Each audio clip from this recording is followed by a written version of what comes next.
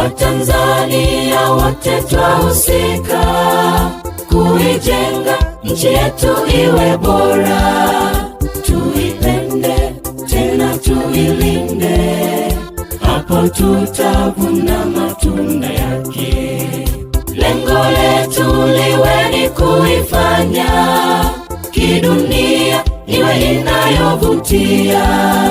Tushikane mikono kwa pamoja kuijenga nchi yetu Tanzania. Mwaka 1961 Tanzania tukapata uhuru toka mikononi mwa wakoloni.